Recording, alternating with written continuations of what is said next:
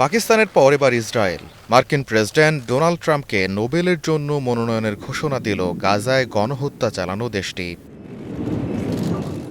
ইসরায়েলের প্রধানমন্ত্রী Benjamin Netanyahu সোমবার হোয়াইট হাউসে যুক্তরাষ্ট্রের প্রেসিডেন্ট ডোনাল্ড ট্রাম্পের সঙ্গে সাক্ষাৎ করেন।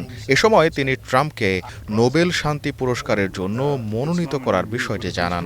বৈঠকে নেতানিয়াহু ট্রাম্পের হাতে একটি মনোনয়নপত্র তুলে দেন। নোবেল শান্তি পুরস্কার নিয়ে নেতানিয়াহুর এই রাজনৈতিক কৌশল এবং গাজা পরিস্থিতি ঘিরে ইসরায়েল যুক্তরাষ্ট্রের চলমান তৎপরতা আন্তর্জাতিক অঙ্গনে নতুন করে আলোচনা সমালোচনার জন্ম দিয়েছে।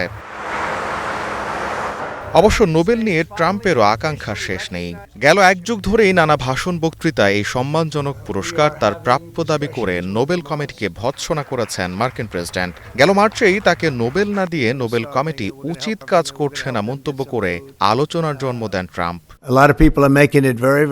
এর আগে মার্কিন প্রেসিডেন্ট ডোনাল্ড ট্রাম্পের জন্য নোবেলের সুপারিশ করে পাকিস্তান। গেল ২১ জুন এক সরকারি বিজ্ঞপ্তিতে পাকিস্তান সরকার মনোনয়নের বিষয়টি নিশ্চিত করে। ভারত পাকিস্তান যুদ্ধবিরতি মধ্যস্থতায় ট্রাম্পের ভূমিকায় দেশটি নোবেল মনোনয়ন দিলেও গাজা এবং ইরান যুদ্ধে ইসরায়েলের পক্ষে ট্রাম্পের ভূমিকায় সমালোচনার মুখে পড়ে ইসলামাবাদ। গোলাম কিবরিয়া, স্টার নিউজ।